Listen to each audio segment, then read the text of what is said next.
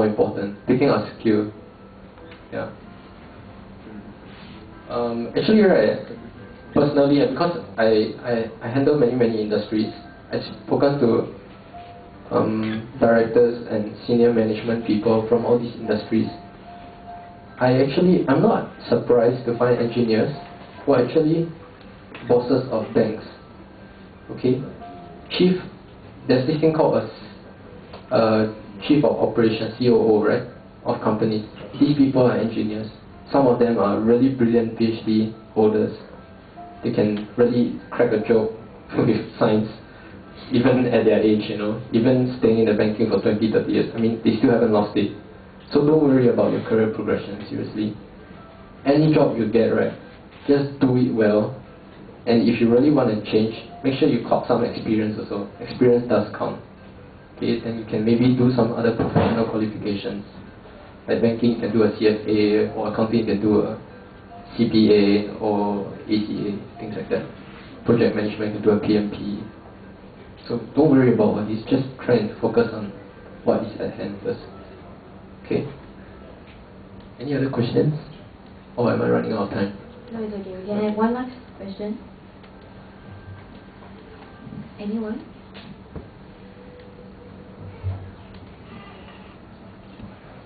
Anyway, just a show of hands, who here has some thoughts of joining the finance industry or accounting, and you're scared? You're scared, but you're interested, but you're scared.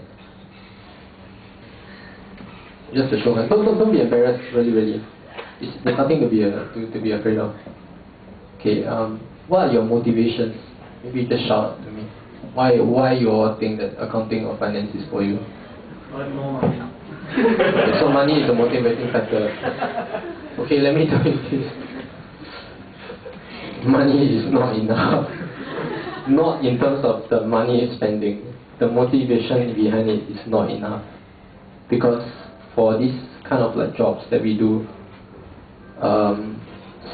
okay, I'll give you a bit of reality. If you're not from MBS, right, or finance, your first degree is not a finance, it's difficult for you to so-called earn the very big bucks in the finance industry, because they need people who know finance, and they need people who actually have done a lot of internships, projects, shown a lot of leadership potential.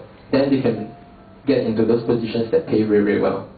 For engineers like us, it's very difficult, unless you can get a triple degree honors in finance, engineering, and maybe econs or something.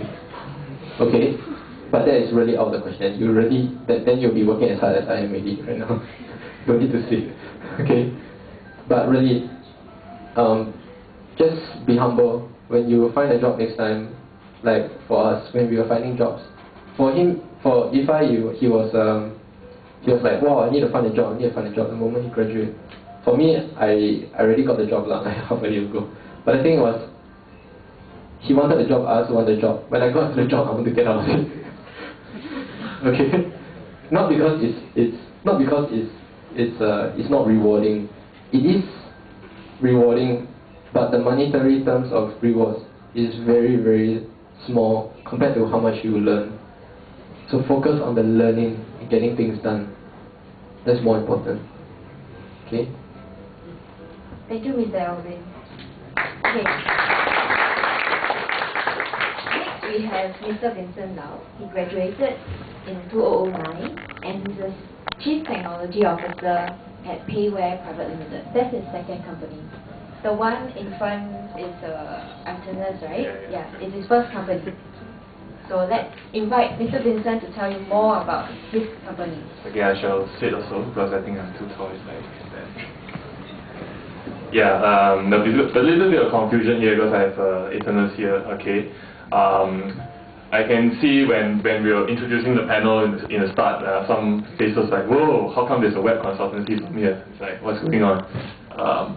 Okay, I'm also in the MSE club, okay, and no guesses what am I doing there. I'm actually the IT director in the MSE. So, yeah, so why exactly am I in web? Okay, when I started Eternus, alright, Eternus is a web consultancy firm that started while I was still studying. So in second year, while doing work, I decided to do something like this. And idea of doing that was mainly to just build up a business network. And I'll share with you a little story on why I think it's important to have a certain amount of network, and not just being able to study and learn what you have. Back in year 2, alright, I was, in fact back in year 1, I was interested in joining competitions and see, so there was one particular competition which A-Star organized. So it was a design competition, okay, engineering design, okay, nothing to do with IT. So it's rather open-ended, so the idea is that you're supposed to design anything, alright, something that will change the world, alright. So what I came out with was an electronic book, something that is very similar to what Amazon is selling right now, okay.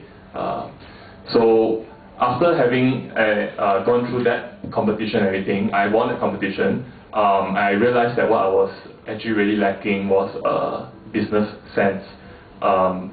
Being excellent in doing project work and research is not enough, because after I won the competition, A-Star was saying, hey, I have $10,000 here. I'm going to give this money to you. Are you able to come up with a prototype? And can you commercialize this product? Yeah, so that was by the time year 2. So like, what am I going to do, man? I'm just a year 2 student. So yeah, but I went ahead with it. I actually took it and do it as an industrial attachment, IA. And basically they just give me the money and I do the whole research myself. There's no person to report to, no nothing. Yeah, so I have to do everything myself. Even down to the part where I have to seek investors and everything. Yeah, and that was the part where I actually realized that I'm really seriously lacking in that. Companies come and say, oh, okay, you have this, product, great product, then say, so what are your business plans? How are you going to make money out of it? Well, I don't know. So yeah, and then they'll say, okay, I will invest with you, but they are looking for something that is ready to be marketable. So if you do not really have something already in mind, alright, then it's not going to work. And if your business network is not good enough, also, then what you can only do is probably rely on other people, and you just be a prototype. It's not going to go anywhere. So from that experience, I thought that it would be good, okay, to actually try out something new, okay. So what I have abandoned was the device itself, because 6 months after I came out with the prototype, Kindle came out. So what I was left with was the web portion of it, because the device itself, half of it is built on a system such that you can actually download the ebook online and stuff like that. The entire project has only, I would say, 10% of it materials, yeah. And that 10% of materials was actually display, because I was interested in display technology. So it was electrophoretic display that I was looking into. But in doing the device itself, I would say 60% of it is all on EEE. Yeah, so I did a lot of, I got to pick things out on my own on electrical stuff. And then the remaining percentage was all computer stuff. I have to learn things like embedded Linux, programming stuff, yeah, so lots of that. So subsequently, because I built up a substantial amount of things in web, I decided to have a number of friends, and we went into doing web consultancy.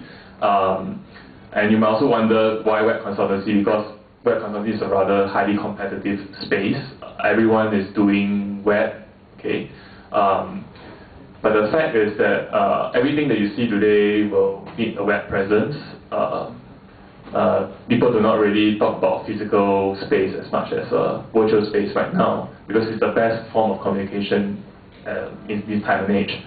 So because of that, the pie is considered huge, alright. But still, we have to find ways to differentiate ourselves. So I ventured further into even exploring the business aspect of it and helping clients to actually translate their requirements. So that is where actually the engineering part of things that you learn helps, because engineering allows you to think of things, in an objective way, and you start planning things in a very logical manner.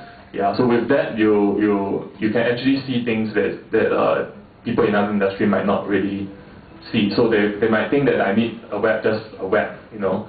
But when we come in, we will say, let us know what exactly is your business process, what are the procedures and stuff. And from there, I will be able to tell, actually, I might even have a better solution than what you think is actually the best solution. Yeah. So venturing further from that, after I graduated, alright, I started this second company, Payware Private Limited, alright, and Payware Private Limited is actually one of the several startups, alright, that Spring Singapore is actually funding. So we got our Youth Entrepreneur Scheme funding, alright, last year, alright. We started the company in December 2009, but the whole process of getting the funding took the whole 9 months, alright, and it was, I would say it's not exactly hell, but it was quite a confusing thing, not because our business aspect wasn't good. At that time, I was actually quite confident in what we can do due to what we have already successfully done in my first company. So we have successfully built a network, and we have come up with rather good proposals and stuff, and we have helped other companies get grants as well. So logically speaking, there's no real reason why we shouldn't get for another company. So we did get it eventually, alright. It was tough because we actually got it through together with NUS Enterprise. So right now, this particular company is have a incubation center in NUS. And what this company does is it builds an e-commerce platform. So the differentiating point between my earlier company and this company is that my earlier company focuses on the service, whereas this one is a product. So the product itself is something pretty new. At the time when we started, there were no competitors, okay. But in the US, alright, where funding goes as much as 10 million for the first tranche, alright, it's quite hard to compete. Over here, our funds are only in the 5-figure sums. So because of that, you can see just the beginning of like September last year, there were companies popping up with similar concepts. They're coming out with e-commerce platforms. So what exactly is this particular platform? So right now you're seeing there's probably people are saying there's probably a new .com bubble, new wave coming, and a lot of things is into social media. So our platform is what we call a new type of shopping experience online. It's called social commerce. So in social commerce, instead of a normal typical thing where you just use a credit card and buy things, whatever you buy, people knows what you're buying. You share with people, and there's a certain level of viral marketing involved in the sales. So that is what a social platform is about. And the unique point of what we have came up with, our platform just launched in closed beta in Chinese New Year, and the platform is called TechThis. Our TechThis platform allows you to easily create a shopfront anywhere. So you can come to our site, you can build your own shop in a matter of minutes, and you can deploy it on blogs, websites, even on Facebook, even on a Facebook fan page itself, and people can just shop directly there. So that concept itself was actually what got us the grant. It was pretty new, yeah. But right now we are beginning to see competition coming from the US, and because they have a much larger amount of funds, the first thing you see on the website is career openings, 10 positions from PhD developers to business managers.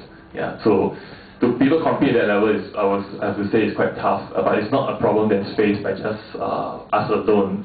So all startups in Singapore are all more or less facing the same problems. Yeah, but even so, what is important is the passion in what we want to do, because we truly believe that we have a product that can change the way people do things online. Yeah, so basically that's what I've been doing for the past 2 years. Yeah.